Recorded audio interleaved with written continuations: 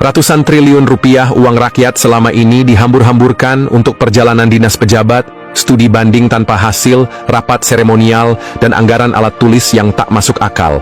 Prabowo Subianto turun tangan, melakukan audit besar-besaran, dan hasilnya mengejutkan. Lebih dari 603 triliun rupiah anggaran negara ternyata digunakan tanpa efektivitas yang jelas.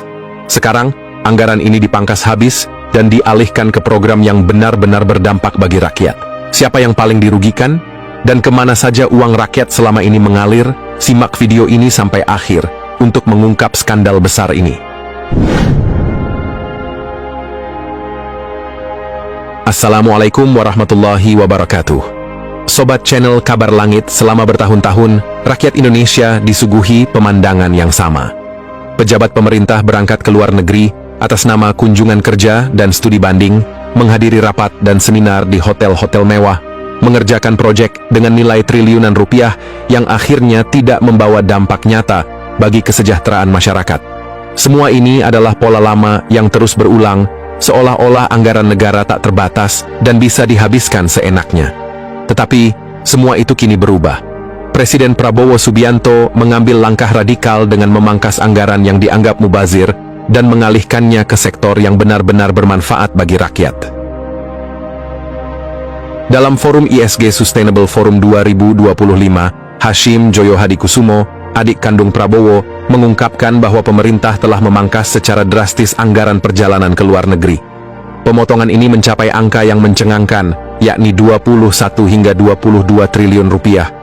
Dana sebesar ini sebelumnya digunakan untuk perjalanan dinas dan studi banding, yang pada kenyataannya lebih sering menjadi ajang jalan-jalan pejabat daripada benar-benar membawa manfaat konkret bagi pembangunan bangsa. Ini hanya satu contoh kecil dari bagaimana anggaran negara selama ini telah digunakan secara tidak bertanggung jawab. Lebih mengejutkan lagi, dalam audit yang dilakukan Prabowo terhadap APBN 2025, ditemukan bahwa ada lebih dari 603 triliun rupiah anggaran yang selama ini dialokasikan untuk hal-hal yang tidak efektif dan tidak berdampak langsung pada rakyat. Angka ini bukan sekadar nominal kecil.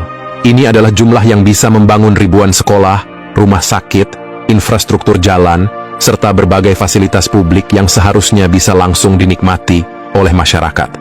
Pertanyaannya, mengapa selama ini pengawasan terhadap penggunaan anggaran begitu lemah hingga pejabat bisa seenaknya menyusun anggaran tanpa mempertimbangkan manfaat nyatanya? Langkah berani ini tentu menimbulkan reaksi keras dari banyak pihak, terutama dari para pejabat yang selama ini menikmati anggaran berlebihan. Tetapi pertanyaannya adalah, mengapa mereka justru marah ketika uang rakyat akhirnya digunakan dengan lebih bijak? Sejak awal menjabat, Prabowo telah meminta audit mendalam terhadap setiap pos anggaran di berbagai kementerian. Hasilnya sangat mengejutkan. Terdapat anggaran sebesar 306 triliun rupiah yang dialihkan ke program prioritas, sementara lebih dari 603 triliun rupiah ditemukan dalam kategori anggaran yang tidak efektif.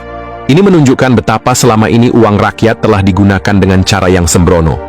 Anggaran yang seharusnya dialokasikan untuk kesejahteraan masyarakat malah lebih banyak tersedot ke dalam proyek-proyek yang tidak jelas hasil akhirnya. Dari hasil audit ini, banyak pos anggaran yang akhirnya dipangkas secara signifikan. Anggaran perjalanan dinas dan studi banding ke luar negeri dipotong sebesar 21 hingga 22 triliun rupiah. Tidak ada lagi pejabat yang bisa seenaknya menggunakan alasan kunjungan kerja ke luar negeri hanya untuk sekadar berwisata dan berfoto di tempat-tempat mewah. Anggaran rapat dan seminar yang selama ini seringkali hanya menjadi ajang formalitas dan seremonial, akhirnya dikurangi drastis.